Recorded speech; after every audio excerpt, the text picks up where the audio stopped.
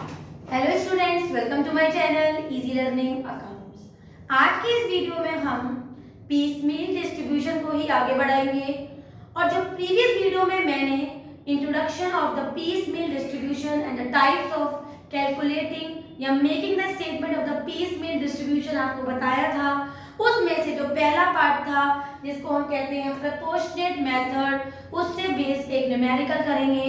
और complete proportionate method हम किस तरह से स्टेप लेके सॉल्व करते हैं और उसके बेस पे कैसे डिस्ट्रीब्यूशन का पूरा चार्ट तैयार करते हैं, स्टेटमेंट तैयार करते हैं, वो देखेंगे और उसको अच्छी तरह से क्लियर करेंगे।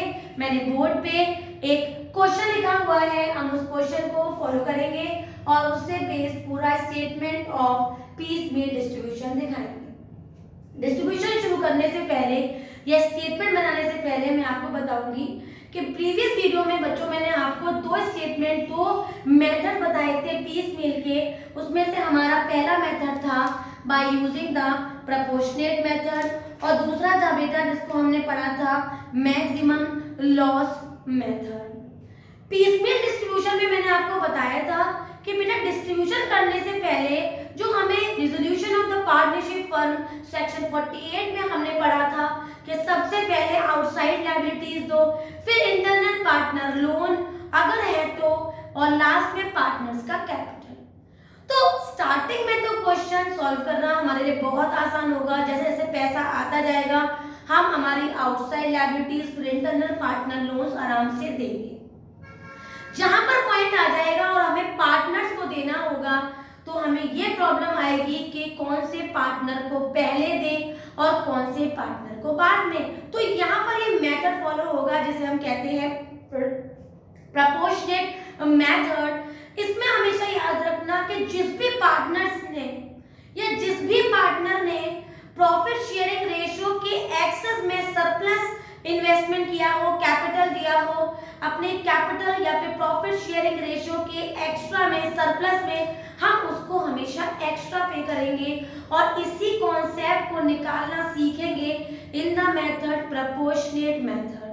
तो उसके लिए हमारे सामने एक क्वेश्चन लिखा हुआ है डिसोल्यूशन ऑफ पार्टनरशिप फर्म का, उसे पढ़ते हैं और देखते हैं कि हम statement of showing the distribution of cash कैसे दिखाते हैं। तो क्वेश्चन इस तरह से है कि PQR 3 पार्टनर है और उनका रेशियो है 4:2:2, राइट। उन्होंने फर्म को डिसॉल्व करना चाहा ऑन 31 मार्च 2016। उनकी बैलेंस शीट दी हुई है, उसमें बच्चों कैरेक्टर्स है, क्यूज लोन है, आर्स लोन है, इंटरनल पार्टनर लोन है, पार्टनर्स के कैपिटल है, कैश है और अदर एसेट्स भी 11,200 के हमारे पास पड़े हुए हैं। उन्होंने बोला कि जितने भी एसेट्स है उनको हमने बेच दिया, रियलाइज कर दिया 8,800 में, और वो अप्रैल में आया, 2000 मई में आया, 4,000 जून में आया, 800 जुलाई में, 1600 और रियलाइजेशन का खर्चा हो गया हमारा 400। वो कह रहे हैं कि पीस मील का पूरा चार्ट बनाइए और यूज करिए प्रोपोर्शनेट मेथड। तो उसके लिए बच्चों मैंने थोड़ा सा चार्ट बना के रखा हुआ है, मैं उसको समझा देती हूँ। ऊपर लिखेंगे statement showing distribution of cash. Column किस तरह से होंगे बेटा, पहला कॉलम होगा जिसमें हम डेट लिखेंगे, दूसरा कॉलम होगा बच्चे जहां पर हम लिखेंगे कि हमारा इस टाइम हमारे पास कितना ड्यू है बैलेंस, उन सब की इंफॉर्मेशन लिखते जाएंगे और किस किस को पे कर रहे हैं, कहां कहां से पैसा आ रहा है, वो सारी इंफॉर्मेशन भी हम हमारे पर्टिकुलर के कॉलम में दिखाएंगे। कैश रियलाइज हम पे कितना कैश है और पेमेंट करने के बाद कितना कैश बच गया है, वो सारी इन्फो कैश रियलाइज में आएगी। और क्रेडिटर्स जो कि हमारे पहली आउटसाइड लायबिलिटीज है, फिर Q's loan, R's loan according to the given question, internal partner loan और लास्ट में तीनों कॉलम हमने पार्टनर के कैपिटल बनाएंगे। और इस तरह से आप भी अपना फॉर्मेट बनाएंगे, पहले एक्सटर्नल लायबिलिटीज, फिर इंटरनल पार्टनर लोन्स, फिर पार्टनर्स के कैपिटल, और इस तरह से अपने स्टेटमेंट को तैयार करेंगे, राइट। सबसे पहला पॉइंट है amount due as per balance sheet. Amount due जो बैलेंस शीट में हमें देने का अमाउंट है, मैंने वो सारा लिख लिया बच्चों। देखो मैंने कैश में लिखा, मेरे पास 800 रुपए का कैश पड़ा हुआ है। मैंने लिखा क्रेडिटर से मेरे 6,000 लोन है 600 का, आर का लोन है 400 का, और ये मेरे पार्टनर्स के कैपिटल है 2000, 1600 और 1400, राइट। अब मैं एक एक करके जो मुझ पे पैसा आ रहा है मैं उसका पेमेंट करना शुरू करूंगी। याद रखना बच्चों, अगर क्वेश्चन में रियलाइजेशन के एक्सपेंसेस भी हैं तो सबसे पहले रियलाइजेशन का एक्सपेंसेस देके फ्री हो जाते हैं, फिर हम जितने लेस रियलाइजेशन एक्सपेंसेस, जो कि क्वेश्चन में हमें 400 दे रखे हैं। फटाफट से हमने ये रियलाइजेशन के कर्जा भी दे दिया। और बेटा मेरे पास कितना बैलेंस बचा है? 400 रुपए का, राइट। अब सबसे पहले according to the section 48 follow करेंगे और पे करेंगे लेस पे टू क्रेडिटर्स, राइट। और हम क्रेडिटर्स को सबसे पहले पे करेंगे। 400 क्रेडिटर को दे देंगे बच्चे, और 400 ही यहाँ पर क्रेडिटर कम हो जाएगा, तो हमारे पास कितना कितना बैलेंस बचेगा उसे हम लिख लेते हैं। एक मिनट, ये आ गया 1600, ये हो गया हमारा 1400। तो बच्चे अब हमारे पास ये पैसा खत्म हो गया और हमारे पास रुपया कितना बचा? ये आ गया 600 और इधर आ गया 5, 600 देन 600 400 2000 1600 और 1400। तो मुझे लगता है कि यहाँ तक की बात आपको समझ में आ गई होगी। अब क्वेश्चन कह रहा है कि पहला इंस्टॉलमेंट जो हमारा एसेट बिक के आया वो अप्रैल में आया 2000 रुपए का, तो यहाँ पर लिखेंगे फर्स्ट इंस्टॉलमेंट। और ये हमारे पास कब आया है बच्चों? अप्रैल में आया है। और कितने रुपए का इंस्टॉलमेंट आ गया हमारे पास? 2000 रुपए का। तो सबसे पहले हम इस 2000 रुपए से इन्हीं को पेमेंट कर देते हैं और हमारे पास फिर ये पॉइंट भी खत्म हो जाएगा, ये वाला कैश पैसा। और 3600 रुपए का क्रेडिटर, 600 का लोन, 400 का लोन, 2000 का कैपिटल, 1600 और 1400 फिर हमारे पास बच जाएंगे। तो मुझे लगता है कि यहाँ तक कोई भी प्रॉब्लम आपको नहीं आ रही होगी। नेक्स्ट इंस्टॉलमेंट देख लेते हैं बच्चों। सेकंड इंस्टॉलमेंट हमारे पास कितने रुपए का आया बच्चे? 4000 रुपए का। और ये कब आया हमारे पास? मई मंथ में आ गया। तो इसमें मैं दो लोगों का पेमेंट कर सकती हूँ। देखो आप 3600 का तो मैं पेमेंट यहाँ पर कर दूंगी अपने क्रेडिटर को, और 400 रुपए का पेमेंट मैं लोन का भी दे सकती हूँ। तो मेरे पास इसके पेमेंट करने के बाद मेरे पास 4000 पूरा खत्म हो गया बेटा, क्रेडिटर पूरा खत्म हो गया, 200 का लोन बचा, 400 का इधर लोन बचा, देन 2000 1600 और 1400 ये कैपिटल भी हमारे पास रह गए। तो मुझे लगता है आपको यहाँ तक की कोई भी ऐसी पॉइंट नहीं होगी जो आपको समझ में नहीं आई हो, राइट। उसके बाद बेटा मेरे पास जो थर्ड इंस्टॉलमेंट आया वो मेरे पास जून में आया, और वो आया हमारे पास बच्चों 800 रुपए का। मैंने 800 रुपए यहाँ लिखा, और इस 800 से 200 रुपए का तो मैंने पेमेंट यहाँ कर दिया, और 400 का पेमेंट यहाँ कर दिया बच्चे, और 600 रुपए का यहाँ से पेमेंट लिया। तो अल्टीमेटली मेरे पास 200 रुपए का तो कैश बचा है बेटा, और यहाँ कुछ नहीं बचा, यहाँ कुछ नहीं बचा, और ये आ गया 2000 और ये 1600 और 1400।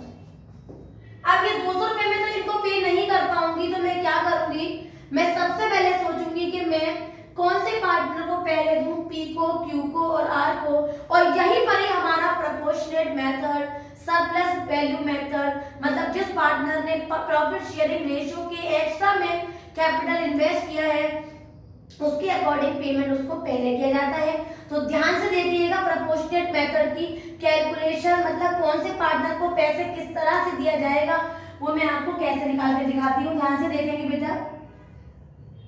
4:2:2 में यहाँ पर शॉर्ट में लिख लेती हूँ ताकि आपको बात समझ में आ जाए। चलिए यहाँ पर हम क्या करेंगे बेटा, सबसे पहले हम P लिखेंगे, Q लिखेंगे और R लिखेंगे। आई थिंक आपको ये यहाँ तक की बात समझ में आ रही होगी।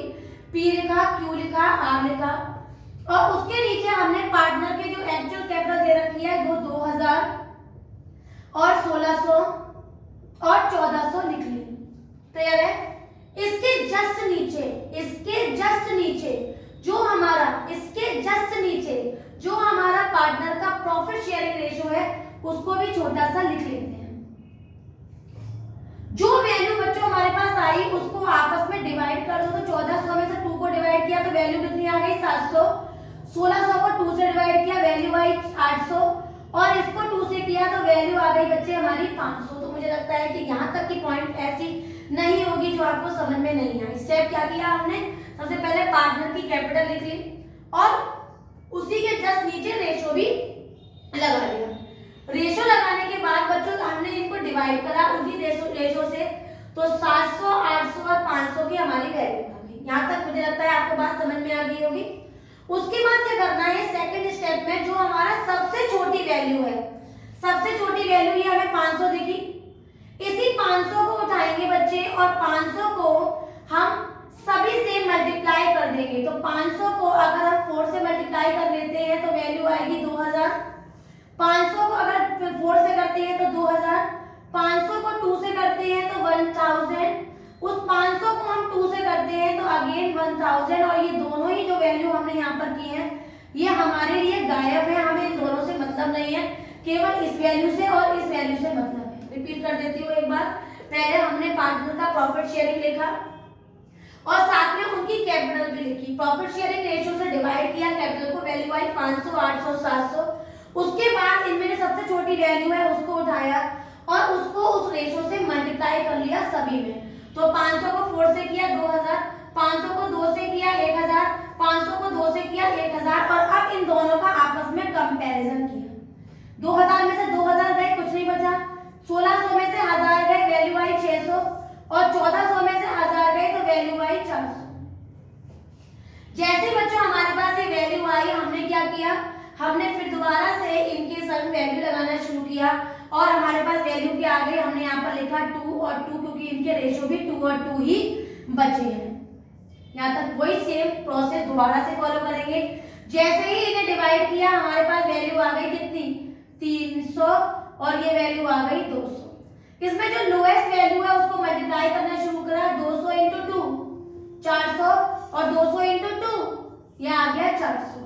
अब बच्चों ये बीच की जो वैल्यू है ये हमारे बिल्कुल न्यूट्रल है, जैसे यहाँ पर न्यूट्रल थी, और 600 में से 400 गए 200, और ये वाली वैल्यू आपस में कैंसिल हो गई। सबसे पहले मैं पेमेंट करूंगी Q को 200, फिर पेमेंट करूंगी Q और R को 400, और उसके बाद अगर प्रॉफिट शेयरिंग रेशियो एग्जैक्टली आ जाता है 4:2:2, उनको रेशियो में देती चली जाऊंगी। तो मुझे लगता है आपको मेरी यहाँ तक बात समझ में आ गई होगी। सबसे पहले कैपिटल, फिर उसका रेशियो से डिवीजन, सबसे छोटी वाली वैल्यू, और उसको कंसर्न रेशियो से बार बार मल्टीप्लिकेशन, और उसके बाद एक वैल्यू कैंसिल, उसके बाद जो value I again same procedure follow करा, हमने रेशियो लिखा, फिर उसको डिवाइड किया, जो वैल्यू आई सबसे छोटी वाली वैल्यू से गिवन रेशियो से मल्टीप्लाई किया और वैल्यू आ गई। तो सबसे पहले बच्चे मैं पे करूंगी, बैलेंस ये आ गया मेरे पास 200, और लेस पे टू, किसको पे करूंगी बेटा, Q को। तो मैं Q को पे कर रही हूँ, कितना पेमेंट कर रही हूँ बेटा, Q को 200 दे रही हूँ। तो यहाँ पर बेटा मेरा ये 200 चला गया, किसके पास चला गया 200, Q के पास, और यहाँ पर मेरी वैल्यू आ गई 2000, यहाँ पर आ गया बच्चे 1400, और यहाँ पर अगेन आ गया 1400, राइट। नेक्स्ट ऑर्डर है मेरा 400 देने का, किस किस को, Q को और R को। तो लिखेंगे यहाँ पर बैलेंस, तो पहले मैं अपना 4th इंस्टॉलमेंट उठा लेती हूँ, जो कि मेरा जुलाई का पेमेंट था, ये मेरा लास्ट पेमेंट है बच्चों। वो कितने का आया, 1600 रुपए का। तो सबसे पहले मैंने 400 और 400 800 रुपया दे दिया, और यहाँ पर मैंने इन दोनों को फ्री किया, 400 इसको देकर और 400 इसे दे दिया। तो मेरे पास बेटा बैलेंस बचा यहाँ पर, इसका बचा 800 रुपया, और ये आ गया बेटा हमारा 2000। Again this is 1000 and 1000। अगर आपको गौर से देखो तो अब हमारा रेशियो 4:2:2 ही आ चुका है। तो अब क्या कर रहा है, अब हम अल्टीमेटली इनको प्रॉफिट शेयरिंग रेशियो के हिसाब से दे देते हैं। तो less P, Q and R in the ratio of 4:2:2, that means 2:1:1। अगर मैं 4, 5, 6, 7, 8 मतलब 4/8 भी कर दूं इस वैल्यू का बेटा, 4, 5, 6, 7, 8 कितने का, 8000 का। तो वैल्यू आएगी मेरी 400, दूसरी आ जाएगी बच्चे 200, और यहाँ लास्टली आ जाएगी 200, और हमारा लास्ट आंसर आ जाएगा यहाँ पर 800 से 800 चला गया, और बेटा हमारा लॉस आ गया रियलाइजेशन का 1600, 800 और 800, और यहाँ लास्ट में दिखाएंगे लॉस ऑन रियलाइजेशन अकाउंट। मुझे लगता है कि शायद मैंने अपने पूरे पॉइंट को आपको अच्छी तरह समझा दिया है। एक बार और शॉर्ट में देख लेते हैं। हमारे पास क्वेश्चन था, हमने सबसे पहले हमारे रियलाइजर के एक्सपेंसेस दिए, उसके बाद जो पैसा आया बचा हमारे पास हमने क्रेडिटर दिया, और इंस्टॉलमेंट आ गई तो हमने क्रेडिटर को पे किया, फिर इंटरनल पार्टनर्स लोन दिए, और जैसे ही पार्टनर का कैपिटल आया हमने एक स्टेटमेंट बनाया। स्टेटमेंट बहुत बहुत बहुत इजीली मैंने आपको समझाया है। अगर आपने बच्चों इस स्टेटमेंट को फॉलो किया ना तो प्रोपोर्शनेट मेथड का एक भी सिंगल ऐसा क्वेश्चन नहीं होगा जो आप नहीं निकाल पाए। एक बार शॉर्ट में और देख लेते हैं। पार्टनर का कैपिटल लिखा, उसके नीचे रेशो लिखा, रेशो को सभी कैपिटल से डिवाइड किया, और हमारे पास एक वैल्यू आई, उसमें जो सबसे छोटी वैल्यू थी उसे उठाया और सभी रेशो से मल्टीप्लाई किया। तो 500 इंटू 4 2000, 500 इंटू 2 1000, और 500 इंटू 2 1000। वैल्यू को आपस में माइनस किया, और हमारे पास वैल्यू आई 600 और 400, इस वैल्यू को इसमें से माइनस किया। सेम प्रोसेस फॉलो किया, नीचे रेशियो लिखा, डिवाइड किया 300 और 200, सबसे छोटी वैल्यू उठाई और उसको मल्टीप्लाई किया, 200 × 2 400, 200 × 2 400, वैल्यू आई 200। सबसे पहले 200 दिया Q को, फिर Q को और R को दिया 400 400, और जैसे ही हमारा प्रॉफिट शेयरिंग रेशियो आ गया, तीनों पार्टनर को रेशियो दिया, पैसा खत्म और लास्ट में आ गया loss on realisation. This is the exact जड़ी बूटी ऑफ प्रोपोर्शनेट मेथड। और यहाँ पर हमने सीख लिया प्रोपोर्शनेट मेथड। वीडियो समझ में आई हो, एक एक पॉइंट क्लियर हो गया हो तो मेरी वीडियो को लाइक करें, शेयर करें और हाँ मेरे चैनल को सब्सक्राइब जरूर करें। Thank you.